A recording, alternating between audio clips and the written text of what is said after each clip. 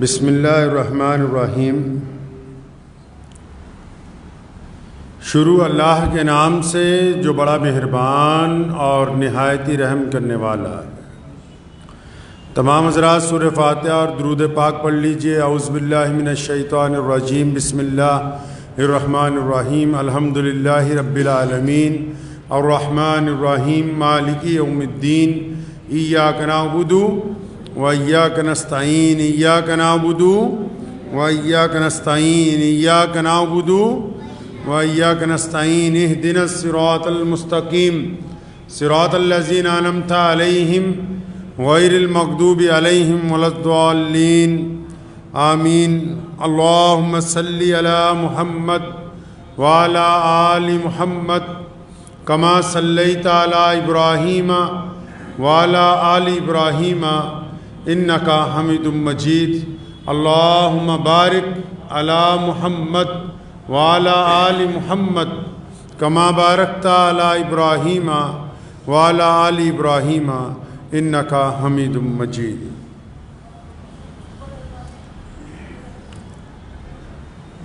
فنا فی اللہ کی مظہر میں بقا کا راز مضمر ہے۔ فنا فی اللہ کی مظہر میں بقا کا راز مضمر ہے، جنہیں مرنا نہیں آتا انہیں جینا نہیں آتا۔ رمضان المبارک کی مقدس ساعتیں چل رہی ہیں اور رمضان المبارک کے ماشاءاللہ فضائل، قرآن پاک کی تلاوتیں، سحری اور افطاری کے بہترین کھانوں کا انتظامات تیزی سے ہو رہے ہیں۔ یہ بھی بتایا جا رہا ہے کہ زکوٰۃ وقت پر ادا کر دی جائے، فطرہ جو ہے اس کی بھی اقسام بیان ہو رہی ہیں۔ افطاری کروانے کا ثواب بھی پتہ لگ گیا ہے۔ سحری کی کیا برکت ہے اس کے اوپر بھی گفتگو ہو چکی ہے۔ ان تمام باتوں کے درمیان اگر کوئی ذکر رہ گیا ابھی تو وہ پیارے نبی حضرت محمد رسول اللہ صلی اللہ علیہ وسلم کے جانب سے یوم فرقان یعنی کہ جنگ بدر کے اس دن کا ذکر ہے جو رمضان المبارک میں سن 2 ہجری کے 17 رمضان المبارک کے دن وہ جو واقعہ پیش آیا ہے۔ بہت سارے لوگوں نے سوچا کہ رمضان تو صرف سحری کا نام ہے، ایک بہترین افطاری کا نام ہے۔ رمضان تو صرف راتوں کو اٹھ کے عبادت کرنے کا نام ہے۔ رمضان تو بس صرف ایک دوسرے کے ساتھ مصافحہ کرنے کا نام ہے۔ لیکن جب پیارے نبی حضرت محمد رسول اللہ صلی اللہ تعالیٰ علیہ وسلم کی تاریخ کو پڑھتے ہیں، محمد رسول اللہ کی سیرت کو پڑھتے ہیں، محمد رسول اللہ صلی اللہ علیہ وسلم کے کردار کو دیکھتے ہیں، محمد رسول اللہ کے عمل کو دیکھتے ہیں، تو پتہ یہ لگتا ہے کہ شدت کی گرمی کے رمضان میں، ایسے وقت میں جب محمد رسول اللہ صلی اللہ علیہ وسلم کے امن کو، چین کو، ان کے سماجک بھائی چارے کو، ان کی ویوستھا کو جب دشمن نے لگاتار تکلیف پہنچانی شروع کی تو اسی رمضان المبارک میں کفر اور اسلام کے درمیان پہلی جنگ محمد رسول اللہ صلی اللہ علیہ وسلم نے لڑی ہے۔ جنگ بدر کلمہ لا الہ الا اللہ محمد الرسول اللہ کی تکمیل کرتی ہے۔ 2 جنگیں بڑی اہمیت رکھتی ہیں اسلام میں، ایک جنگ بدر اور ایک جنگ احد۔ یہ دونوں اول کلمہ لا الہ الا اللہ محمد رسول اللہ کی مظہر ہیں۔ انہوں نے سکھایا کہ کلمے کے پہلے جز کا کیا معنی ہے اور کلمے کے دوسرے جز کا مطلب کیا ہے۔ اس کی عملی طور پر جو تربیت ہوئی، لا الہ الا اللہ بدر میں سمجھا گیا، محمد الرسول اللہ کو احد کے اندر تکمیل دی گئی ہے۔ جنگ بدر کا پس منظر سمجھ لینا بہت ضروری ہے۔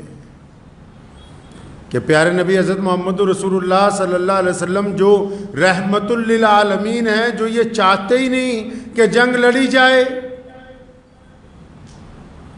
جو پورے عالم کے لیے رحمت بن کے آئے ہیں، پھر رمضان المبارک میں ایسی کون سی بات ہوئی، رمضان المبارک میں ایسی کون سی نوبت آ گئی کہ نبی علیہ السلام کو مدینہ منورہ سے بدر کے میدان تک جانا پڑا؟ دنیا کا ایک قاعدہ ہے، ایک دستور ہے دنیا کا، آج بھی ہے، پہلے بھی تھا، کہ جو شریف لوگ ہوتے ہیں نا، لوگ انہیں بزدل کہتے ہیں۔ دو طرح کے لوگ ہوتے ہیں دنیا میں، ایک کمزور ہوتے ہیں بہت، لیکن ایک طاقتور ہوتے ہیں لیکن صلح پسند ہوتے ہیں، شریف لوگ ہوتے ہیں، اور تیسرا طبقہ بدماشوں کا ہوتا ہے جو دبنگائی دکھانا چاہتے ہیں۔ تو ہمارے پیارے نبی حضرت محمد رسول اللہ صلی اللہ علیہ وسلم صلح پسند طبیعت کے مالک تھے۔ آپ صلی اللہ علیہ وسلم چاہتے تھے کہ جتنے اطمینان کے ساتھ، محبتوں کے ساتھ کام نکلے تو وہی بہتر ہے۔ لیکن جب کوئی صلح پسند ہوتا ہے نا، آج کے دور میں بھی اگر کوئی صلح پسند ہو تو لوگ کیا کہتے ہیں جی؟ پڑوسی کیا کہتے ہیں؟ مخالف کیا کہتے ہیں؟ صلح پسند کو کہتے ہیں یار یہ بزدل ہے، یہ ڈرپوک ہے، اس میں طاقت نہیں ہے، اور پھر اپنی بدماشی کو عروج کی طرف لے کے جاتے ہیں۔ یہی مسلمانوں کے ساتھ ابتدام ہوا جب اسلام دنیا کے اندر آیا۔ پیارے نبی حضرت محمد رسول اللہ صلی اللہ تعالی علیہ وسلم نے اپنے دین کی تبلیغ شروع کی، اور پھر اتنا ظلم ہوا مسلمانوں پر کہ سیدنا حضرت سمیہ رضی اللہ تعالیٰ عنہ کے ٹکڑے کر دیے گئے، اتنا تشدد ہوا کہ بلال کو مارا گیا، اتنا ظلم ہوا کہ خود پیارے نبی حضرت محمد رسول اللہ صلی اللہ علیہ وسلم پر حملے ہونے لگے، سیدنا ابوبکر صدیق رضی اللہ تعالیٰ عنہ کو زخمی کیا گیا، عمار بن یاسر کی کھال اتاری گئی، حضرت حبیب بن زید رضی اللہ تعالیٰ عنہ پر تشدد کیا گیا۔ جب زیادہ ظلم ہوا تو مسلمانوں نے سوچا، اللہ نے حکم دے دیا پھر مسلمانوں کو کہ اس ظلم کی بستی سے، مکے سے نکلو اور مدینے کی طرف ہجرت کر جاؤ۔ اب جب ہجرت ہو گئی، مدینہ منورہ پہنچ گئے، تو مکے کے جو کافر تھے، مکے کے جو دشمن تھے، ابو جہل جو قریش کا چودھری تھا، انہوں نے سوچا مسلمان تو ڈر گئے، تو مسلمان مکے سے 350 کلومیٹر دور جا کے مدینہ منورہ میں رہنے لگے۔ تو یہاں سے یہ وہاں جاتے ہیں ان سے پنگا لینے کے لیے، کبھی ان کے اونٹ چوری کر کے لاتے ہیں، کبھی ان کے چرواہوں کا قتل کرتے ہیں، کبھی ان کے کھیت کھلیانوں کے اندر جا کے دخل دیتے ہیں، وہاں دروازے تک پہنچتے ہیں تکلیف پہنچانے کے لیے۔ کیوں؟ کیونکہ ابو جہل کے ذہن میں یہ شاید بات آ گئی کہ محمد رسول اللہ صلی اللہ علیہ وسلم تو مکے سے نکل گئے، ان کی طاقت نعوذ باللہ شاید کمزور پڑ گئی، میں تو بہت بڑا عرب کا بادشاہ ہوں، عرب کا گورنر ہوں، تو میں تو مدینہ تک جا کے ان کو تکلیف پہنچا سکتا ہوں۔ تو جب یہ بدماشیاں بڑھ گئیں تو پیارے نبی حضرت محمد رسول اللہ صلی اللہ علیہ وسلم کے پاس روزانہ شکایتیں آنے لگی کہ آج مسلمانوں کے فلاں قافلے کو تکلیف پہنچائی گئی، آج مسلمانوں کے فلاں ریوڑ کو لوٹ لیا گیا، آج مسلمانوں کی فلاں بستی کو تکلیف پہنچائی گئی۔ تو نبی علیہ السلام نے جب میٹنگ بلائی تو طے یہ ہوا کہ ابو سفیان جو آ رہے ہیں شام سے ایک قافلہ لے کے، اور اس دور میں مکے کے چودھری اس قافلے میں اپنا قیمتی سامان بیچتے تھے، خریدنے بیچنے کے لیے بھی وہ گزرے گا بدر کے قریب سے، تو پہلے اس کو روکا جائے۔ جب اس کام کے لیے اعلان ہوا بدر کے میدان میں جانے کے لیے، تو ادھر حضرت علی بن سفیان ان کو پتہ لگ گیا کہ ایسے ایسے حملہ ہونے والا ہے، تو وہ تو اپنا رستہ بدل کے نکل گئے۔ بعد میں فتح مکہ کے موقع پر مسلمان ہوئے، وہ اپنا رستہ بدل کے نکل گئے۔ لیکن جب ابو جہل کو پتہ لگا کہ نبی علیہ السلام ہمارے قافلے کو روکنے والے ہیں، تو اس نے تو مکے میں بہت بڑا شور مچا دیا۔ جو گھمنڈی ہوتے ہیں نا، ان کو گھمنڈ ہوتا ہے اپنی طاقت پر، قوت پر، اپنی دولت پر، اسلحے پر، ساز و سامان پر، اس نے تو بڑی ادھم مچا دی پوری بستی میں کہ مسلمانوں کی کیسے ہمت ہو سکتی ہے، یہ حق تو ہمارا ہے کہ ہم ان کو لوٹیں، ان کو ماریں، ان کا قتل کریں، ان کی کیسے ہمت ہو گئی کہ یہ ہمارے کسی قافلے کو روکنے کی بات کریں۔ اس نے 1000 کا لشکر، جو 1000 گھوڑ سوار تھے، 1000 ساز و سامان والے، اسلحے والے لوگ، 1000 لوگ جو تھے بہترین جنگجو تیار کر لیے۔ کہتا نہیں ہم جائیں گے اس بار مسلمانوں کا مقابلہ کرنے کے لیے، ہم مسلمانوں کو مار کے آئیں گے۔ اب نبی علیہ السلام کو اطلاع مل گئی کہ مکے کے دشمن ابو جہل کے ساتھ 1000 طاقتور لوگ، ساتھ میں ان کے ناچنے والی عورتیں، شراب کے بڑے بڑے ڈول، اور روزانہ بہترین باورچی جو ان کو بہترین کھانے کھلا رہے ہیں، وہ آ رہے ہیں اس کام کے لیے کہ نعوذ باللہ یہ مسلمانوں کی جو دین ہے، جس میں ابھی چند لوگ ہیں، ابتدائی مراحل ہیں، ان کے خلاف جا کے جنگ لڑی جائے اور ان کو ختم کر دیا جائے۔ جب نبی علیہ السلام کو پتہ لگا تو آپ صلی اللہ علیہ وسلم نے صحابہ کو عرض کیا کہ چلو ہم میدان بدر کی طرف جائیں گے، رمضان کے دن ہے۔ مسلمانوں کئی تو ایسے مسلمان ہیں جی روزہ نہیں رکھ ہوندا، گرمی لگ رہی ہے۔ پیارے نبی حضرت محمد رسول اللہ صلی اللہ علیہ وسلم نے رمضان المبارک میں بدر کے میدان میں جو پہلے سے تپتا تھا، وہاں پر جا کے کفر کے خلاف پہلی جنگ لڑی ہے دنیا کی۔ یہ پہلی لڑائی ہے پوری دنیا کے کفر سے اسلام کا، پہلی جنگ ہے جو میدان بدر کے اندر لڑی گئی ہے۔ نبی علیہ السلام جب رانے لگے، صحابہ کو اکٹھا کیا، فرمایا کون کون ہے جو ساتھ دے گا؟ پتہ ہے کہ سارے ہی دیوانے ہیں، پروانے ہیں، پھر بھی سوال کیا کون ہے؟ ابو بکر کھڑے ہوئے، یا رسول اللہ میں حاضر ہوں، میرے ماں باپ حاضر ہیں، میری اولاد حاضر ہے، ہم تو آپ کے اوپر سارے ہی قربان ہیں۔ امیر المومنین حضرت عمر بن خطاب رضی اللہ تعالیٰ عنہ کھڑے ہوئے، یا رسول اللہ میں تو انتظار کر رہا ہوں کب موقع آئے تو اس ابو جہل کی گردن مروڑ دوں، یا رسول اللہ ہم حاضر ہیں۔ عمر بن خطاب چپ ہوئے تو مولا علی کرم اللہ وجہہ بولے، یا رسول اللہ میری تو تلوار کو زنگ لگ گیا، میں تو منتظر ہوں، انہوں نے بڑا ظلم کیا ہے ہم پر۔ جب یہ سارے بولنے لگے، جو لوگ مکہ مکرمہ سے رسول اللہ کے ساتھ آئے، تو نبی علیہ السلام نے فرمایا وہ بھی تو بولے نا جو ابھی تک چپ ہیں۔ انصار سمجھ گئے، جو مدینے میں رہنے والے مسلمان تھے وہ سمجھے کہ یہ نبی علیہ السلام کا اشارہ ہماری طرف ہے۔ حضرت مقداد رضی اللہ تعالیٰ عنہ کھڑے ہوئے، یا رسول اللہ کیا آپ کی مراد ہم سے جو مدینہ کے مسلمان ہیں، کیا آپ ہم سے بھی کچھ پوچھنا چاہتے ہیں؟ فرمایا ہاں تم بولو۔ فرمایا یا رسول اللہ جب آپ نکلیں گے ہم خشکی میں بھی آپ کے ساتھ لڑیں گے، ہم پانی پر بھی آپ کے ساتھ لڑیں گے، ہم دائیں بھی، ہم بائیں بھی، ہم آگے بھی، ہم پیچھے بھی، یا رسول اللہ ہم اپنی جان قربان کر سکتے ہیں، آپ کے کسی لفظ کو نیچے نہیں گرنے دیں گے۔ یا رسول اللہ مدینے کے تمام انصار جو ہیں وہ آپ کے ساتھ لڑیں گے انشاءاللہ تعالی۔ ایک اور صحابی انصاری کھڑے ہوئے، یا رسول اللہ فرمایا یا رسول اللہ وہ موسیٰ علیہ السلام کی قوم کہتی تھی نا کہ آپ لڑو آپ کا خدا لڑے، لیکن یا رسول اللہ میں نے سنا ہے کہ جن نظر نہیں آتے، دیو نظر نہیں آتے، جنات کی مخلوق نظر نہیں آتی، لیکن یا رسول اللہ جب آپ میدان جنگ میں نکلیں گے، آپ اگر کہہ دیں گے انسان تو انسان، ہم آپ کے کہنے پر جنات سے بھی لڑ جائیں گے، کیونکہ محمد رسول اللہ ہماری محبتوں کے محور ہیں، آپ ہیں تو ہم ہیں، آپ کے علاوہ یا رسول اللہ ہم کچھ بھی نہیں ہیں۔ جب یہ بات ہو گئی نا تو دو بچے آ گئے، ایک کا نام عمیر ہے، ایک کا نام سعد ہے۔ عمیر بن ابی وقاص رضی اللہ تعالیٰ عنہ اور سعد بن ابی وقاص،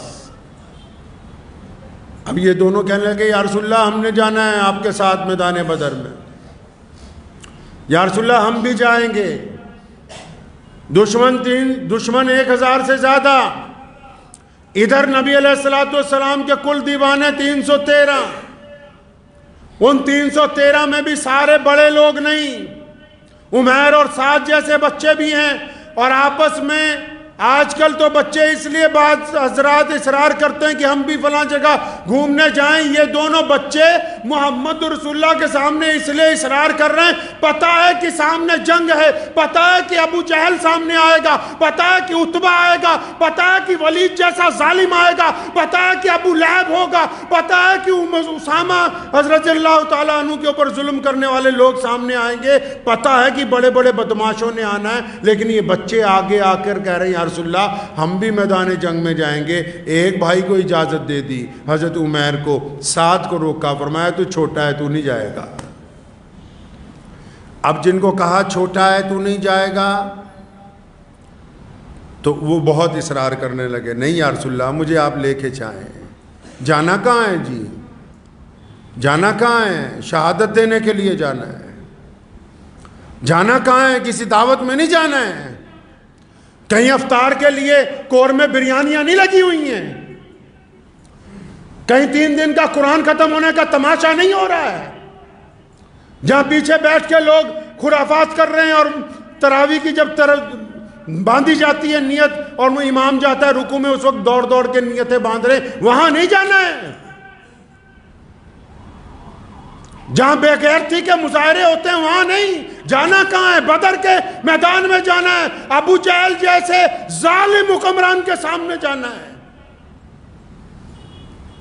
فرمایا نہیں تم بچے ہو، نہیں جا سکتے، رونے جیسا منہ بنایا، اور پھر اچانک کہنے لگے یا رسول اللہ، اپنی پنجوں کے بل کھڑے ہو گئے۔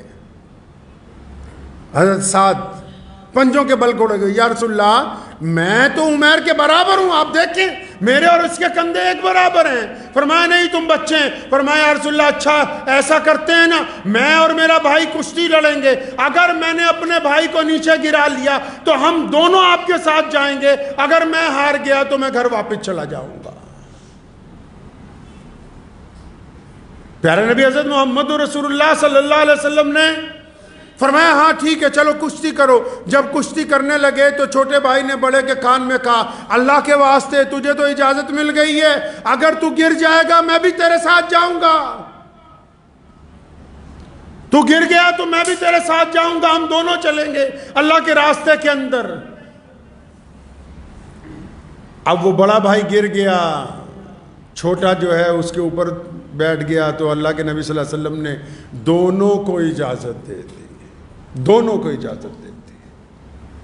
ادھر 2 بچے اور ہیں، حضرت معاذ اور معوذ رضی اللہ تعالیٰ عنہ، ان کا بھی یہ معاملہ، ایک بڑا بھائی ہے ایک چھوٹا بھائی ہے، دونوں گھر پہ گئے۔ اب شام کا وقت ہے افطار کا، گھر پہ پہنچے تو دیکھا ماں رو رہی ہے۔ اماں جی کیوں روتی ہو؟ کہ فرمایا نبی علیہ السلام نے مسجد نبوی سے اعلان کیا کون ہے جو آج دین کے لیے میرے ساتھ جائے گا، کون ہے جو اس راستے میں قربانی دے گا، کون ہے جو اللہ کے راستے میں اپنا مال اپنی جان خرچ کرے گا۔ فرمایا سارے مدینے کے مسلمان کچھ نہ کچھ دے رہے ہیں، تیرا باپ زندہ ہوتا تو اور بات تھی، وہ بھی نہیں ہے، ہمارے گھر میں مال بھی نہیں ہے۔ وہ فرمایا ماں تو پریشان کیوں ہوتی ہے، ہم جائیں گے۔ کہنے لگی بیٹا تم بچے ہو۔ فرمایا ہم بچے ضرور ہیں لیکن اماں جی ہمارا ایمان جوان ہے، ہم بچے ضرور ہیں ہمارا ایمان جوان ہے۔ وہ دونوں بچے بھی میدان بدر میں، یہ دونوں بچے بھی میدان بدر میں۔ اور آج اگر بچے تراویح میں افطاری میں آ جائیں تو اللہ ان متولیوں کو، ان پردھانوں کو اور مسجدوں کے اماموں کو اللہ تبارک و تعالیٰ ان کا دل کھول دے، ذہن کھول دے۔ جن مسجدوں میں امام اور جن مسجدوں کے متولی، جن مسجدوں کے صدر، جن مسجدوں میں نماز پڑھنے والے بڈھے، جن کے دل میں یہ بار بار بات آتی کہ بچے شور مچا رہے ہیں، بچے اگلی صف میں کھڑے ہو کے بچوں کو پیچھے کرو، بچوں کو لاتے مارو، آنے والی قوم کا مستقبل ہے یہ۔ محمد رسول اللہ صلی اللہ علیہ وسلم نے میدان بدر میں بھی ان کے جذبات کا خیال رکھا، تم سے مسجد میں ان کا خیال نہیں رکھا جاتا۔ کون کہتا ہے کہ بچوں کو مسجد میں آنے سے روکا جا سکتا ہے؟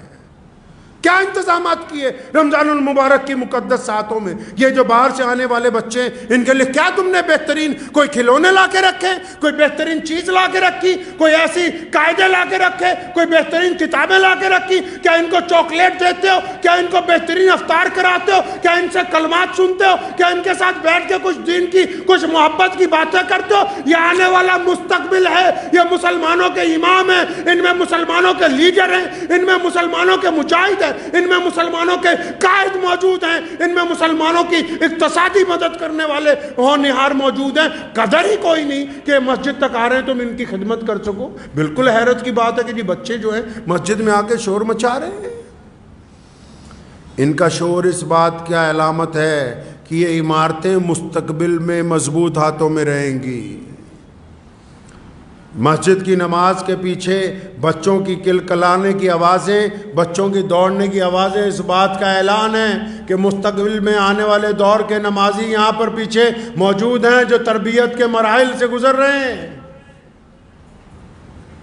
پیارے نبی حضرت محمد رسول اللہ صلی اللہ علیہ وسلم نے سجدہ کیا، سیدنا امام حسین رضی اللہ عنہ چھوٹے سے ہیں، دوڑ کے آئے، اپنے نانا ابو کے کندھوں پر بیٹھ کے نبی علیہ السلام نے سجدہ لمبا کر دیا، مبادہ اٹھوں گا تو حسین کو چوٹ نہ لگ جائے۔ یہ نہیں کہا کہ حسین کو روکو، یہ نہیں کہا کہ بچوں کو پکڑ کے رکھا کرو، نہیں، یہ بچے ہیں، یہ قوم کا مستقبل ہیں۔ اگر یہ میدان میں نہیں ہوں گے، اگر یہ مسجد تک نہیں آئیں گے، اگر یہ آپ کے ساتھ کندھے سے کندھا ملا کے چلنے کا فن نہیں سیکھیں گے تو کل کو کون ہے جو بیٹھ کے قرآن کی تلاوتیں کرے گا؟ کون ہے جو ان عمارتوں کی حفاظت کرے گا؟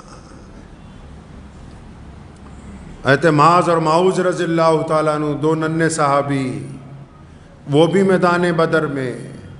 اب نبی علیہ السلام کا قافلہ چل پڑا ہے، 2 گھوڑے،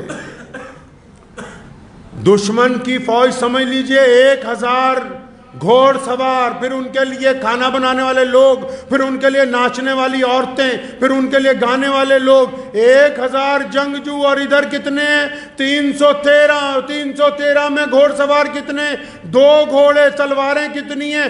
8 تلواریں، دوسری طرف 1000 جنگجو ہیں، 1000 تلواریں ہیں، 1000 نیزے ہیں، 1000 تیر انداز ہیں۔ اور یہ جب مدینہ کی گلیوں سے گزرے تو یہودی کہنے لگے، مدینہ کے غیر مسلم کہنے لگے، مسلمانوں کس بھروسے پر جا رہے ہو لڑنے کے لیے؟ تمہارے بدن پر کپڑے پورے نہیں ہیں، تمہارے تن پر پورا لباس نہیں ہے، تمہارے تھیلوں میں کھانے کے لیے کھجوریں مکمل نہیں ہیں، تمہارے پاس ہتھیار نہیں ہے، کس بل پر جا رہے ہو لڑنے کے لیے تم؟ اس فلسفے کو سمجھایا محمد رسول اللہ نے۔ یہ تو کہا کہ ساز و سامان کی تیاری کرو، لیکن کیا فرمایا؟ توکل اللہ کی ذات پر رکھو۔ توکل کس پر رکھو جی؟ اللہ کی ذات پر رکھو۔ وہ اللہ چاہے گا تو فتح نصیب ہوگی، اللہ نہیں چاہے گا تو فتح نہیں ہوگی۔ اللہ چاہیں گے تو عزت ملے گی، اللہ نہیں چاہیں گے تو عزت نہیں مل سکتی۔ اب جب یہ 313 کا لشکر، جن کے پاس سواریاں نہیں ہیں، جن کے پاس تلواریں نہیں ہیں، انہوں نے کھجور کی ٹہنیاں توڑ رکھی ہیں، لکڑیاں ہاتھ میں پکڑی ہوئی ہیں۔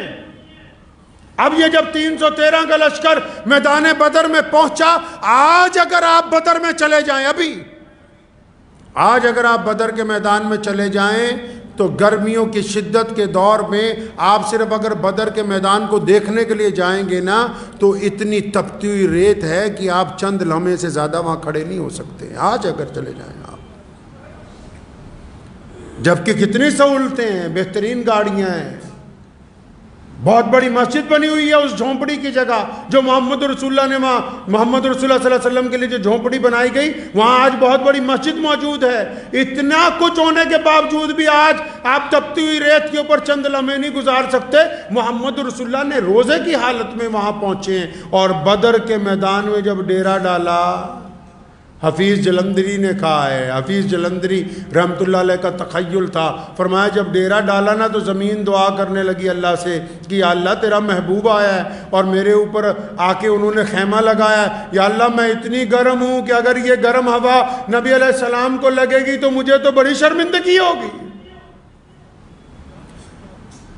زمین نے دعا کی، اللہ تبارک و تعالیٰ نے حکم دیا، بادلوں کو اتنی شدت سے بارش ہوئی کہ وہ کل تک جو اونچی زمین پر ابو جہل اور اس کے لشکر کے لوگ بیٹھے تھے وہاں دلدل بن گئی، اور جہاں محمد رسول اللہ نے قیام کیا وہاں پانی کے تالاب بھی بھر گئے، زمین بھی ٹھنڈی ہو گئی، موسم بھی مزاج کے اندر تبدیلی آ گئی، اور اللہ تبارک و تعالیٰ نے پہلی مدد مسلمانوں کی فرمائی۔ اب جب رات ہوئی نا جی،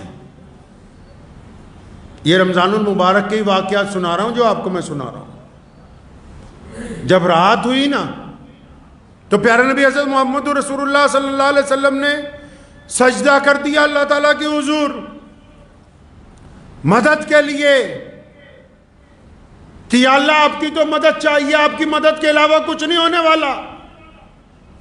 ادھر ابو جہل نے ایک بندے کو بلایا، عمیر نام ہے اس بندے کا، کہنے لگا یار جا کے دیکھ کے تو آؤ مسلمانوں کا لشکر کتنا بڑا ہے، مسلمانوں کے پاس ساز و سامان کیسا ہے، مسلمانوں کے پاس ہتھیار کیسے، کہتا دیکھ کے تو آؤ جا کے۔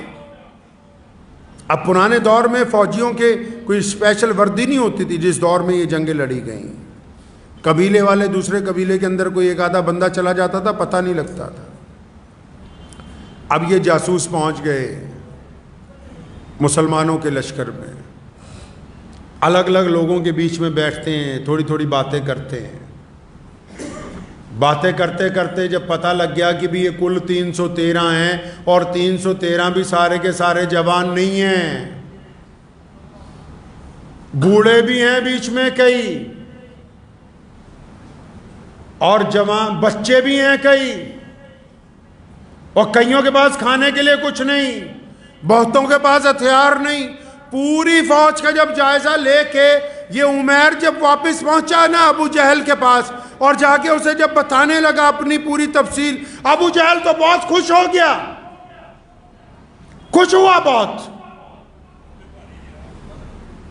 سارے چودھریوں کو بلایا جو ساتھ میں آئے ہوئے تھے، سارے چودھریوں کو بلایا، کہنا آؤ ان مخبروں کی بات سنو، یہ تو اتنی پیاری بات بتا رہے ہیں، ہم کو تو صبح جنگ نہیں لڑنی۔ سارے چودھری بھی بڑے حیران ہوئے کہ یہ کیسی بات بتا رہے ہیں۔ کہتے ہیں انہوں نے بتایا کہ یہ جتنے آئے ہیں نا آدھوں کے تن کے اوپر کے حصے پہ چادر نہیں ہے، ان کے پیٹ بھی اور کمر جڑے ہوئے ہیں بھوک کی وجہ سے، ہتھیار پورے نہیں ہیں۔ اپنے سارے جرنیلوں کو بلا کے ابو جہل نے حکم جاری کیا، کہنے لگا صبح جنگ نہیں ہوگی، سارے اونٹ تیار کرو، بہترین رسیاں منگواؤ، ہم ان سب کو اونٹوں پر باندھیں گے اور مکہ لے کے جائیں گے اور پھر بیت اللہ کی دیواروں سے باندھ کے ان کو وہاں سزا دیں گے تاکہ دنیا دیکھے کہ یہ ہیں وہ محمد رسول اللہ کے دیوانے جو نیا دین بنانے چلے تھے، لوگ ان کو دیکھیں گے عبرت کے ساتھ۔ کہتا ہے صبح تو ان کو باندھ کے نا اونٹوں پر مکے لے کے چلنا ہے، ان میں تو لڑنے کی طاقت ہی نہیں ہے۔ اب جب ابو جہل نے یہ ماری نا گھمنڈ والی بات، تو وہی مخبر جو یہ بتا رہا تھا کہ مسلمانوں کے پاس ساز و سامان نہیں ہے، کھانے پینے کی چیزیں نہیں ہیں، مسلمانوں کے پاس گھوڑے نہیں ہیں، مسلمانوں کے پاس اونٹ نہیں ہیں، مسلمانوں کے پاس تلواریں نہیں ہیں، اسی مخبر نے کہا ابو جہل کو ٹوک کے، کہنے لگا بات سن، تو کچھ زیادہ ہی ہوا میں آ گیا، تجھے تو غلط فہمی ہو گئی، ابھی تم نے رپورٹ کا آخری حصہ تو سنا ہی نہیں، ابھی تم نے میری پوری کاروائی کی آخری بات تو سنی نہیں، تو آدھی ابھی ہم نے بولی ہے، تو خوش ہو گیا، ڈھول بجوانے لگا، شراب پینے لگا، پہلے بات تو پوری سن لے ہماری۔ تو ابو جہل شراب کے نشے میں کہنے لگا اچھا چلو تم ہی پوری بات بتا دو۔ تو وہ کہنے لگے کہ ہم نے دنیا دیکھی ہے، ہم نے بڑے بڑے ملک دیکھیں، ہم بڑے بڑے قافلوں کے ساتھ سفر کرتے رہے، لیکن ہم جب اس میں گئے ہیں مسلمانوں کی اس 313 کی فوج میں، اگر بچے کے پاس بیٹھیں وہ بھی ایک بات ہی کہتا ہے کہ فدا کا محمد، کہ میں تو رسول اللہ پر جان دینے آیا ہوں۔ بڈھے کے پاس بیٹھیں وہ بھی کہتا ہے کہ میں محمد کے لیے جان دینے آیا ہوں۔ جوان کے پاس بیٹھیں وہ بھی کہتا ہے کہ میں محمد کے لیے جان دینے آیا ہوں۔ وہ کہتے ہیں ابو جہل یہ مانا کہ ان کے پاس ساز و سامان نہیں ہے یہ، لیکن ایسے زہریلے ناگوں کی طرح بیٹھے ہیں، یہ اتنا تڑپ رہے ہیں، یہ تیرے 1000 کے لشکر سے خوف زدہ نہیں ہے، یہ اپنے نبی کو دیکھتے ہیں اور شہادت کی طرف دیکھتے ہیں، یہ دو ہی باتیں کرتے ہیں، فتح یا شہادت۔ کہنے لگا ابو جہل اس خام خیالی میں نہ رہنا کہ ان کو اونٹوں کی پشتوں پہ باندھنا ہے، ہم تجھے ان کے جذبے کو دیکھ کر یہ مشورہ دیتے ہیں کہ آج کی رات اگر تو اپنی جان بچا کر بھاگ سکتا ہے تو بھاگ جا، ورنہ ان مسلمانوں سے تجھے دنیا کی کوئی طاقت بچانے والی نہیں ہے۔ نعرہ تکبیر، نعرہ تکبیر، ختم نبوت، نعرہ تکبیر۔ اب جب ابو جہل نے یہ بات سنی نا تو بڑی فکر ہوئی، تو کہنے لگا کوئی نہیں، صبح جب جنگ ہوگی تب دیکھیں گے، صبح جب جنگ ہوگی تب دیکھیں گے۔ ادھر محمد رسول اللہ کو دیکھ لیں، محمد رسول اللہ اس جھونپڑی میں سجدہ کیا ہوا ہے، ساری رات کے پہر گزر رہے ہیں، نبی علیہ السلام کبھی سجدے میں جاتے ہیں، کبھی بیٹھ جاتے ہیں، اور بار بار دعا ہے کہ اللہ آپ نے کہا تھا کہ میں تیری مدد کروں گا۔ اور ایک بڑی تاریخی بات نبی علیہ السلام نے اس دعا کے دوران کہی، فرمایا الہی اب تک جو میں نے محنت کی ہے وہ ساری کی ساری آج بدر میں موجود ہے، اب تک جو میں نے دین پہنچایا ہے وہ سب کے سب لوگ بدر میں موجود ہیں۔ نبی علیہ السلام نے دعا میں یہ بات کہی کہ یا اللہ یہ کل 313 مسلمان ہیں اس روئے زمین کے اوپر، کل 313، یا اللہ یہ 313 تیرے نام پر بدر میں لے کے آ گیا، سامنے 1000 سے زیادہ کا چاق و چوبند لشکر ہے اور سب کے پاس اسلحہ ہے، ہمارے پاس صرف 8 تلواریں ہیں، لیکن یا اللہ ان 313 کو لے آیا ہوں، آج اگر یہ 313 ہلاک ہو گئے، آج اگر یہ 313 باقی نہ رہے تو مولا کریم قیامت تک تیرا نام لینے والا بھی اس زمین پر کوئی نہیں ہوگا۔ لکھا ہے محدثین نے نبی علیہ السلام کی آنکھوں سے اتنے آنسو جاری ہوئے، اتنے آنسو جاری ہوئے کہ سیدنا ابو بکر صدیق رضی اللہ تعالیٰ عنہ جو رسول اللہ کے دوست ہیں، جو غار کے بھی ساتھی ہیں، جو آج روضہ مبارک میں بھی نبی علیہ السلام کے ساتھی ہیں، ابو بکر صدیق رضی اللہ تعالیٰ عنہ جب بہت دیر دیکھتے رہے تو نبی علیہ السلام کے اوپر آپ صلی اللہ علیہ وسلم کے ساتھ انہوں نے جپھی ڈالی، نبی علیہ السلام کے ساتھ لپٹ گئے اور فرمایا یا رسول اللہ اٹھیں، یا رسول اللہ اللہ کی مدد آ گئی ہے، اللہ کی مدد آ گئی۔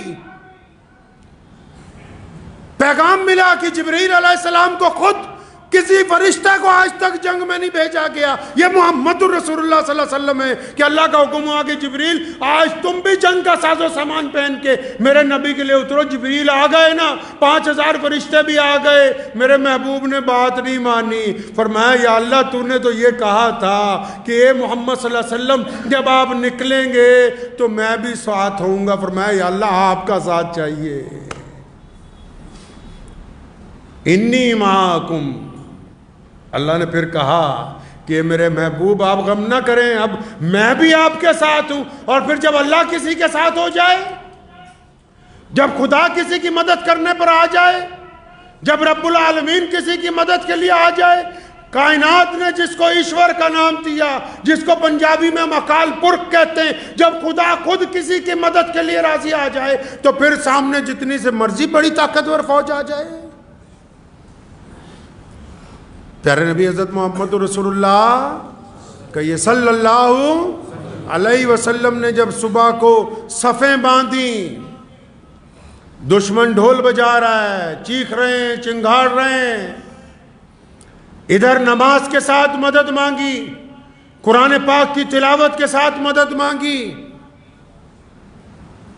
ادھر رمضان المبارک میں اللہ تبارک و تعالیٰ کو کی گئی دعاؤں کے ساتھ مدد مانگی۔ جب صفیں بند گئی نا تو سیدنا عبد الرحمن بن عوف رضی اللہ تعالیٰ عنہ فرماتے ہیں کہ نبی علیہ السلام نے مجھے بلایا، فرمایا عبد الرحمن یہ 2 بچے ہیں معاذ اور موس، یہ ذرا چھوٹے ہیں، ایک کی عمر 13 سال ہے، 13-14 سال ہے، دوسرا 15-16 سال کا ہے، فرمایا یہ آ تو گئے ہیں ضد کر کے میدان میں، آ گئے ہیں لیکن ہیں تو یہ بچے ہی نا۔ اچھا ایسے موقع پر جب 313 کو تو مدد چاہیے، لوگ چاہیے، اسلحہ چاہیے، تو 2-3 دن پہلے ایک صحابی حضرت حذیفہ بن یمان رضی اللہ تعالیٰ عنہ کہیں سے آ رہے تھے، انہیں راستے میں ابو جہل اور اس کے ساتھی مل گئے، وہ باہر سفر سے آ رہے تھے، انہیں علم نہیں تھا بھی حالات اس وقت کیا ہیں، مدینے کو جا رہے ہیں، تو انہوں نے راستے میں کفار نے روک لیا، کہاں جا رہے ہو؟ فرمایا مدینہ منورہ جا رہے ہیں۔ کہنے لگا اچھا تم ہمارے خلاف لڑنے تو نہیں جا رہے؟ مشرکین نے انہیں کہا ہمارے خلاف لڑنے تو نہیں جا رہے؟ فرمایا نہیں ہم تمہارے خلاف لڑنے تو نہیں جا رہے۔ اچھا وعدہ کرو کہ ہمارے خلاف لڑو گے تو نہیں؟ کہ بھائی ہم کوئی لڑائی کی بات ہی نہیں ہے، چاہے تم وعدہ لے لو۔ اب جب یہ بدر میں پہنچے تو پتہ لگا جنگ تیار ہے، 313 صحابی صرف، جس میں بچے بھی ہیں بوڑھے بھی ہیں۔ اب یہ دونوں نبی علیہ السلام کے پاس پہنچے، یا رسول اللہ وہ تو ہمیں راستے میں کفار نے روک لیا تھا، راستے میں کسی منزل کے اوپر، وہ ہم سے انہوں نے چال بازی کے ساتھ وعدہ لے لیا، ہمارے لیے کیا حکم ہے؟ فرمایا جب تم نے وعدہ کر لیا تو اب تم اس جنگ میں ان کے خلاف مت لڑنا۔ ارے ایسی جنگ جس میں ایک ایک تنکے کی ضرورت ہو۔ صحابہ نے کہا یا رسول اللہ وہ کفر والے ہیں، وہ غیر مسلم ہیں جن کے ساتھ وعدہ کیا ہے۔ فرمایا پھر کیا ہوا؟ وہ غیر مسلم ہیں جن سے وعدہ کیا ہے، جس نے وعدہ کیا ہے وہ تو کلمہ لا الہ الا اللہ محمد رسول اللہ بننے والا ہے، وعدہ کرنے والا تو کلمے والا ہے۔ اب یہ دونوں بچے جو حضرت عبد الرحمن بن عوف کے ذمہ لگا دیے کہ ان دونوں بچوں کا دھیان رکھنا، بھائی کیا کرنا ہے جی، ان کو بچا کے رکھنا ہے، کوئی ان کو مار نہ دے۔ اب یہ ایک بچہ دائیں کھڑا ہے، ایک بچہ بائیں کھڑا ہے۔ اب دونوں بچوں کو عبد الرحمن بن عوف رضی اللہ عنہ فرماتے کہ میں نے یہ سوچا کاش میرے دائیں بائیں دو جنگجو جوان ہوتے اور پھر میں بھی جوہر دکھاتا، میں بھی ان کو بتاتا کفار مکہ کو کہ کس طرح تم نے ہم پہ ظلم کیے ہیں، آج حساب کا دن ہے۔ تو فرماتے ہیں کہ اتنی دیر میں ادھر سے معاذ نے ادھر نے معوذ نے دونوں نے اپنی گردن آگے نکالی اور آنکھوں ہی آنکھوں میں کوئی مشورہ کیا، آنکھوں ہی آنکھوں میں مشورہ کیا۔ مشورہ کر کے دونوں ایک ساتھ پوچھتے ہیں چچا وہ ابو جہل کون ہے ان میں سامنے جو دشمن کھڑے ہیں؟ ہم نے سنا وہ ہمارے پیارے نبی حضرت محمد رسول اللہ صلی اللہ علیہ وسلم کے خلاف بری باتیں کرتا ہے مکے میں بیٹھ کے، تو چچا یہ جو سامنے دشمن نظر آتے ہیں ان میں ابو جہل کون سا ہے؟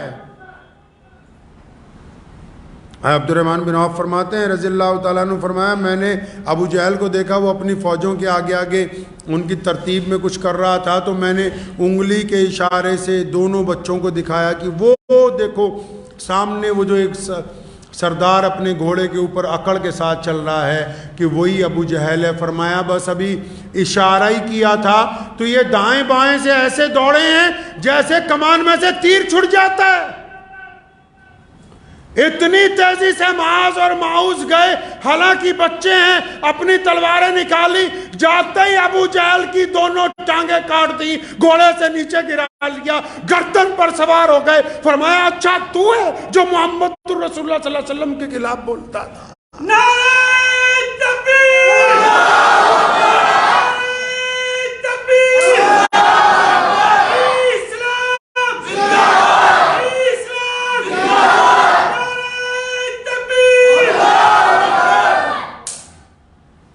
ابو جہل کی ٹانگیں کٹتے ہی یہ فلسفہ اسے سمجھ آ گیا کہ یہ جو سامنے قوم کھڑی ہے جن کو بھوکے کہتے ہیں، ننگے کہتے ہیں، ہم یہ سمجھتے ہیں جن کے پاس ساز و سامان نہیں ہے کہ یہ وہ لوگ ہیں جن کو محمد رسول اللہ صلی اللہ علیہ وسلم نے یہ تربیت دی ہے کہ آخر ایک روز مرنا ہے۔ دنیا میں ایسی کون سی عبادت ہوگی جس عبادت کے دوران لوگ یہ کہتے ہوں کہ ہماری جب موت آئے تو ہمیں کلمہ مل جائے، یہ اسلام کی عبادت ہے۔ دنیا میں ایسے کون سے لوگ ہوں گے جو مدینے میں مر جائیں تو مبارکباد دینے لگے کہ مدینۃ النبی کے اندر ہماری موت آ گئی، یہ مسلمان ہیں۔ دنیا میں ایسے کون سے لوگ ہوں گے کہ رمضان میں جن کے گھر والا کو انتقال کر جائے تو ان کے دل کو تسلی ہو جاتی ہے کہ مرنے والا جنت کے اندر گیا ہے، ہم اس بات کے اوپر کچھ ہیں تو یہ کلمہ لا الہ الا اللہ محمد رسول اللہ پڑھنے والے۔ خالد بن ولید رضی اللہ تعالیٰ نے لکھا تھا رومی جرنیل کو، کسی شرابی سے ملیے گا آپ کبھی، اب تو پوری دنیا میں بہت مل جاتے ہیں، شرابی کو رات کو 2 بجے بھی کہو نا فلاں جگہ چلنا ہے شراب پینے کے لیے تو چاہے کچھ کھائیاں پار کر کے جانی ہو تیار ہو جائے گا، جان سے زیادہ شراب سے پیار ہوتا ہے شرابی آدمی کو۔ رومیوں نے جب مسلمانوں پر حملہ کیا خالد بن ولید نے بس اتنا لکھا، انہوں نے لکھا تھا کہ کچھ ساز و سامان لے لو، ہمارا لشکر کئی لاکھ ہے، اپنی جان بچاؤ اور بھاگ جاؤ۔ خالد بن ولید رضی اللہ عنہ نے لکھا تھا، فرمایا جس طرح تم شراب کو عزیز سمجھتے ہو اس طرح کلمہ لا الہ الا اللہ محمد رسول اللہ پڑھنے والے لوگ اپنی موت کو عزیز سمجھتے ہیں۔ ابو جہل نیچے گر گیا. عطا اللہ شاہ بخاری رحمۃ اللہ علیہ فرمایا کرتے تھے تھا تو کافر لیکن بزدل نہیں تھا. جب اس کی گردن اتارنے لگے نا، ایک بڑے صحابی کو بلا کے لائے، جب گردن اتارنے لگے پتہ کیا کہنے لگا؟ کہنا تھوڑی نیچوں کٹیو، تھوڑا نیچے سے کاٹنا کہنے لگا. مکے میں چھوا چھوت بہت تھی نا، برادری واد بہت تھی. تو حضور صلی اللہ علیہ وسلم کے اس صحابی نے پوچھا اچھا نیچے سے کیوں؟ فرمایا جب گردنیں رکھی جائیں گی نا تو میری گردن کچھ اونچی ہو، پتہ لگے کسی سردار کی گردن ہے. عطا اللہ شاہ بخاری رحمت اللہ علیہ فرمایا کرتے تھے تھا تو کافر لیکن یہیں کر کے تو نہیں نہ مرا، بزدل تو نہیں تھا. تو میدان بدر میں حضرت مولا علی کرم اللہ وجہ فرماتے ہیں کہ بدر کی بھٹی جب گرم ہو گئی، شدت کے اوپر جب پہنچ گئی، اور جب دشمن کو یہ خام خیالی تھی کہ ان بھوکے لوگوں کو ہرایا جا سکتا ہے، ان کمزور لوگوں کو ہرایا جا سکتا ہے، جب تیز بھٹی میں فرمایا جب جنگ اپنے عروج پر ہوتی تھی اور میں لڑتے لڑتے یا کوئی صحابی تھک جاتا تھا تو فرماتے ہیں کہ اگر ہم کسی کے پیچھے جا کے تھوڑی دیر سانس لیتے تھے تو وہ پیارے نبی حضرت محمد الرسول اللہ صلی اللہ علیہ وسلم. میدان جنگ میں بھی اگر کوئی سب سے آگے تھا، میدان جنگ میں بھی صحابہ کی صفوں میں آگے اگر کوئی ذات کھڑی تھی تو محمد الرسول اللہ صلی اللہ علیہ وسلم کی ذات تھی، جو پوری دنیا کے قائدین کو، جو پوری دنیا کے رہنماؤں کو، جو پوری دنیا کے لیڈران کو یہ پیغام بھی ساتھ میں دے رہی تھی کہ جب قوموں کے اوپر کوئی پریشانی آتی ہے، جب کوئی بات ہوتی ہے تو ان کا لیڈر پیچھے نہیں ہوتا، ان کا لیڈر ان کے آگے ہوتا ہے. اللہ تبارک و تعالیٰ نے اس جنگ میں فتح عطا فرمائی. عتبہ بھی مارا گیا، ولید بھی مارا گیا، ابو جہل بھی ختم ہوا.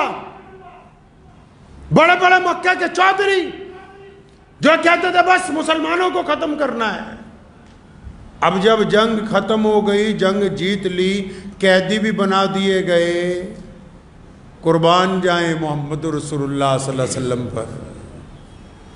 کیا بات فرمائی؟ صحابہ نے کیا کہا؟ صحابہ نے کیا کہا؟ نبی علیہ الصلوۃ والسلام نے کیا فرمایا؟ ہم لوگ کوئی بڑا کام کر لیتے ہیں کیا کہتے ہیں؟ ہمارے دائی حضرت مولانا مفتی کلیم صدیقی صاحب مدظلہ علیہ، اللہ تبارک و تعالیٰ نے ان کی رہائی کے حکم فرما دیے، ہائی کورٹ سے حکم جاری ہو گیا اللہ کے فضل کے ساتھ. تو بہت سارے لوگ انگلی کٹوا کے شہیدوں میں نام آنے لگا کہ جی ہماری جماعت نے یہ کر دیا، کہتے فلاں نے یہ کر دیا. جو ان کے مخلص وکلا لگے ہوئے ہیں ان کی تو محنت ہے ہی، لیکن اور بہت سارے لوگ کہنے دعوے کرنے لگے جی ہم نے یہ کر دیا، ہم نے وہ کر دیا. اور محمد رسول اللہ نے کون سی جنگ جیتی ہے جی؟ محمد رسول اللہ نے کون سی جنگ جیتی ہے؟ جنگیں ہونا بڑی بات نہیں ہے، جنگ میں جیت جانا ہار جانا بڑی بات نہیں ہے، لیکن رسول اللہ نے جو جنگ جیتی، رسول اللہ نے بدر میں جو جنگ لی تھی، فرمایا نا دعا میں کہ اللہ اگر یہ ختم ہو گئے تو اب قیامت تک کوئی نہیں. پتہ یہ لگا محمد رسول اللہ نے جو جنگ جیتی ہے وہ قیامت تک کے انسانوں کی جنگ جیتی ہے. محمد رسول اللہ نے جو فتح حاصل کی ہے اس نے اسلام کے مقدر میں فتح کو قیامت تک کے لیے رقم کر دیا گیا. جو رسول اللہ نے فتح حاصل کی یہ قیامت تک کی فتح تھی، یہ معمولی فتح نہیں ہے. یہ ایسی فتح تھی کہ جس فتح کے بعد کائنات میں عرش پر لکھ دیا گیا کہ فتح اسلام کا مقدر ہے. اب علامہ اقبال نے مشورہ نہیں دیا مسلمانوں کو، مشورہ دیا نا مسلمانوں کو، فرمایا فضائے بدر پیدا کر، فرشتے تیری نصرت کو اتر سکتے ہیں گردوں سے، قطار اندر قطار اب بھی. فضائے بدر کیا ہے؟ فضائے بدر میں اتفاق ہے، فضائے بدر میں حلال روزی ہے، فضائے بدر میں جذبہ ہے، فضائے بدر میں آپس میں محبتیں ہیں، فضائے بدر میں اونچ نیچ نہیں ہے، فضائے بدر میں کندھے سے کندھا جڑا ہوا ہے، فضائے بدر میں محمد رسول اللہ کی اطاعت ہے، فضائے بدر میں اللہ پر توکل ہے. اگر بدر کی فضا پیدا ہوگی تو اللہ تبارک و تعالیٰ نصرت عطا فرمائیں گے. اگر فضا ہی نہیں ہے تو نبی علیہ الصلوۃ والسلام نے کیا کہا جی جب اللہ نے فتح دے دی؟ اللہ نے جب فتح دے دی کیا کہہ دیا نبی علیہ السلام نے؟ آج کل جو لوگ ہیں وہ کیا کہتے ہیں؟ پلاننگ بہت اچھی تھی جی، ہم نے کام ہی بہت اچھا کیا، سیٹنگ بڑی بڑھیا تھی. یہ جنگ تو چھوڑو، یہ بریانی کھا لیں نا تو بعد میں اسی کی تعریفیں کرتے رہتے ہیں. اللہ معاف فرمائے، میں ایک دفعہ دہلی جانا ہوا، ہمارے ہاں بچپن سے یہ مزاج نہیں. ہمارے والد شیر اسلام مولانا حبیب الرحمان صاحب لدھیانوی رحمۃ اللہ علیہ اور دادا حضرت مولانا مفتی محمد احمد لدھیانوی رحمۃ اللہ علیہ نے ساری زندگی یہ سمجھایا کہ عزت کی روٹی کیسی ہوتی ہے، عزت کی زندگی کیسی ہوتی ہے. محمد رسول اللہ نے فرمایا اللہ تعالیٰ کو طاقتور مومن پسند ہے، کمزور نہیں. تو ایک دفعہ دہلی جانا ہوا تو شادی کے بعد تو 20-25 لوگ بیٹھے، تو وہ ماشاءاللہ آدھا گھنٹہ بریانی کی تعریف ہو رہی ہے، نہاری کی تعریف ہو رہی ہے، نان کھتائی کی تعریف ہو رہی ہے. اتنا وقت ہے تمہارے پاس؟ اتنا وقت ہے کہ کھانوں کی تعریف کے اوپر 2-2 4-4 گھنٹے صرف ہو رہے ہیں. سحری اسی میں ہو رہی ہے، ساری رات گزار دی اسی میں کہ کمال کر دیا جی، مزہ بہت آ گیا، یہ ہو گیا وہ ہو گیا. اللہ اکبر، کام کیا عطا فرمایا، کرنا کیا تھا، پہنچ کہاں پر گئے ہیں. کوئی بریانی کھانا سنت ہے؟ نہاری کھانا سنت ہے؟ قورمے کھانا سنت ہے؟ نبی علیہ الصلوۃ والسلام نے رمضان میں فاقے نہیں کیے؟ نبی علیہ السلام نے اپنا پیٹ کاٹ کر دوسروں کو کھانا مہیا نہیں کروایا؟ جن کو امامت دی گئی پوری دنیا کی، وہ محلے کی امامت کے اوپر ہی لڑ رہے ہیں آپس میں ایک دوسرے کے خلاف. جن کو پتہ ہی نہیں کہ جنگ بدر کا فلسفہ یہ نہیں ہے کہ آپ ہر جگہ لڑتے پھرو. جنگ بدر کا فلسفہ یہ ہے کہ عزت سے زندگی گزارنا اسلام کا دستور ہے، وقار کے ساتھ زندگی گزارنا اسلام کا شعار ہے. جنگ بدر یہ پیغام دیتی ہے نبی علیہ السلام نے اس لیے جنگ لڑی کیونکہ ابو جہل اور اس کے حواری چاہتے تھے کہ پوری دنیا کے اندر ظلم کا بول بالا ہو. وہ یہ چاہتے تھے کہ عبادت گاہ میں امیر اور غریب اکٹھے نہ آئے. وہ یہ چاہتے تھے کہ مظلوم اور بڑا اور چھوٹا، کالا اور گورا ایک صف میں نہ کھڑے ہوں. بدر کے میدان کی جنگ اس لیے ہوئی کیونکہ وہ ظلم کے پرستار تھے. بدر نے یہ پیغام دیا، اور وہ جو قومیں اپنے شہیدوں کو بھول جائیں وہ زندہ رہتی، جو اپنے شہداء کو بھول جائیں، جو اپنے بزرگوں کو بھول جائیں، اپنے اکابرین کو بھول جائیں، اپنے بڑوں کو بھول جائیں، وہ قومیں زندہ رہتی. جن کو صرف کھانے پینے کی اشیاء یاد رہیں، جو قومیں صرف کھانے پینے پر لگی رہیں، ان کو دنیا میں کوئی یاد نہیں کرتا. سیدنا ابو بکر صدیق رضی اللہ تعالیٰ عنہ آج ہر دل میں اس لیے کیونکہ انہوں نے قربانی دی ہے. بلال رضی اللہ تعالیٰ عنہ جیسا غلام آج مسلمانوں کے سر کے تاج اس لیے کیونکہ محمد رسول اللہ کی پیروی کی ہے. تو اتنا وقت لگا دیا کہ بہترین کھانوں پر کوئی ذکر ہی نہیں کہ کون پڑھ رہا ہے کون نہیں پڑھ رہا، کوئی ذکر ہی نہیں کہ کون مظلوم ہے کون نہیں ہے. سارا دستور میخانہ بدلا ہوا ہے پورے کا پورا. نبی علیہ السلام کو میدان کے اندر جب فتح ہوئی کیا کہا؟ آج جب مولانا کلیم صاحب متجلو کو ضمانت مل گئی، لوگ کیا کہہ رہے ہیں، جماعتیں کیا کہہ رہی، محمد رسول اللہ میدان بدر میں کیا کہتے ہیں؟ دونوں کی بات میں زمین آسمان کا فرق ہے. شیطان نے کیا کہا؟ کہنا میں چنگا ہے، انا خیر منہ. شیطان نے کیا کہا؟ اللہ نے فرمایا نا سجدہ کر، فرمایا نہیں یا اللہ میں. ہم کیا کہتے ہیں؟ ہماری پلاننگ بہت اچھی تھی جی، ہمارا کام بڑا اچھا تھا. نبی علیہ السلام نے کیا فرمایا؟ جب بدر میں فتح اللہ نے دے دی، جب اللہ تعالیٰ نے فتح عطا فرما دی تو پیارے نبی حضرت محمد رسول اللہ صلی اللہ علیہ وسلم سجدے میں جھک گئے، صحابہ کرام نے سجدے شکر ادا کیا، اور ایک ہی بات رسول اللہ نے کہی، وہی صحابہ نے کہی، فرمایا ہمارے رب نے ہم کو فتح عطا فرمائی ہے، ہمارے رب کی مدد سے ہم ان کے اوپر غالب آ گئے ہیں، اگر ہمارے اللہ کی مدد ہمارے ساتھ نہیں ہوتی تو دنیا کی کوئی طاقت ہمیں فتح نہیں دے سکتی تھی۔ ساز و سامان تو طے نہیں کرتے، ساز و سامان نے تو آج بھی طے نہیں کیا، آج بھی دنیا کی سپر پاور ماتھا ٹیک کے گئی ہے زمین کے اوپر۔ ساز و سامان نہیں طے کرتے کہ کس کو عزت ملے گی، بندے کا اپنے رب کے ساتھ تعلق طے کرتا ہے، تعلق طے کرتا ہے، لوگوں کی دعائیں طے کرتی ہیں۔ سلطان صلاح الدین ایوبی رحمۃ اللہ علیہ نے جب بیت المقدس کو فتح کر لیا نا، تو فرانس کے بادشاہ نے کئی لاکھ کا لشکر جمع کیا تھا، کس لیے کہ فوراً بیت المقدس پہ واپس قبضہ کر رہا ہے، اور سلطان کو جب پتہ لگا، لگاتار 20 سال سے جنگ لڑ رہا تھا، بڑا پریشان ہوا۔ کچھ اللہ والے بھی موجود تھے، ساری رات خیمے میں سنت سے، نبی علیہ السلام کی سنت کے مطابق، اقرا ایک شہر ہے فلسطین کے پاس، ساحل سمندر کے پاس، ساری رات دعائیں کرتا رہا، روتا رہا کہ اللہ تیری مدد چاہیے۔ تو صبح کو جب فجر کی نماز پڑھی، کچھ اللہ والے ملے، فرمایا وہ اتنا بڑا لشکر آ رہا ہے، ہم 20 سال سے جنگ میں ہیں، اس وقت میں نے فوجیوں کو چھٹی پر بھی بھیج دیا، اتنا بڑا لشکر آ رہا ہے۔ تو اللہ والوں نے کندھے پہ ہاتھ رکھ کے کہا کہ صلاح الدین وہ لشکر تو ڈوب گیا، لشکر ڈوب گیا انگریزوں کا۔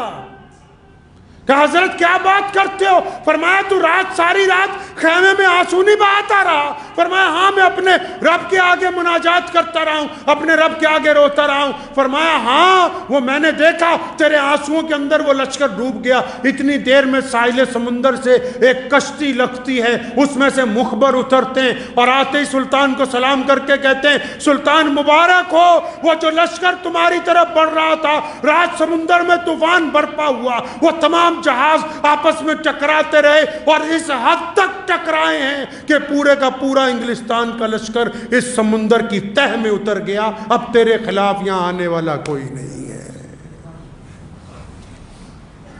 پلاننگ کسی کی نہیں چلتی، یاد رکھو۔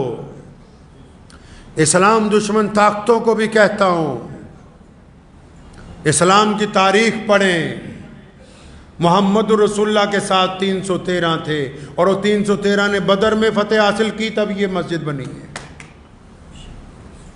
اگر ہم بدر کا میدان نہ جیتتے تو آج ہم کلمہ لا الہ الا اللہ محمد رسول اللہ پڑھنے والے نہ ہوتے۔ اگر ہم نے بدر نہ جیتا ہوتا تو بیت اللہ میں نماز نہیں ہوتی، اگر ہم نے بدر نہ جیتا ہوتا تو طواف نہیں ہوتا، اگر بدر نہ ہوتا تو پھر کچھ نہیں ہوتا، کیونکہ محمد رسول اللہ نے بدر کا میدان جیتا۔ اس لیے جہاں سے سورج نکلتا ہے اور پھر جہاں پر ڈوبتا ہے سارا دن اللہ اکبر کی اذانیں ہوتی، کیونکہ محمد رسول اللہ نے میدان بدر میں فتح حاصل کی۔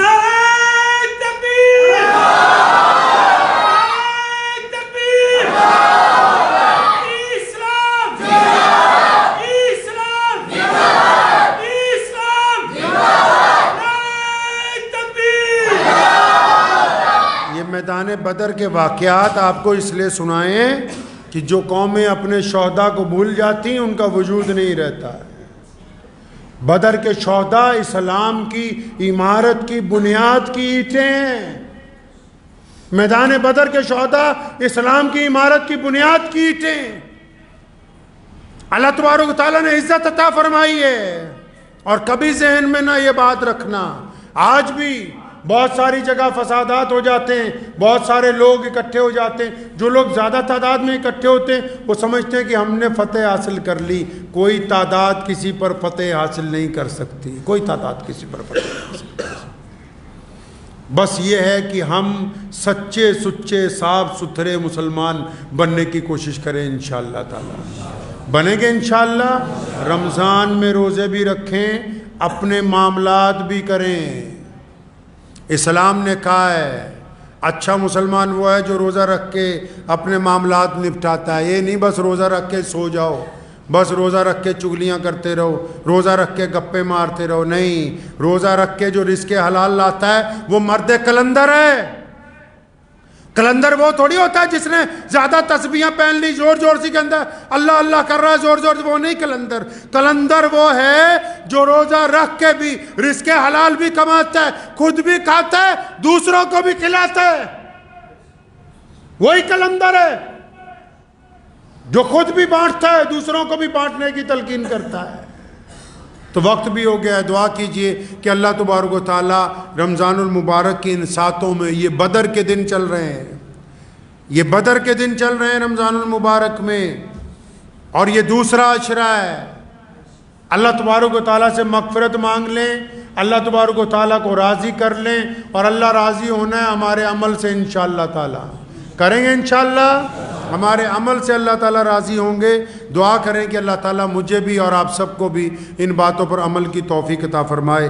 وآخر الدعوانا الحمدللہ رب العالمین۔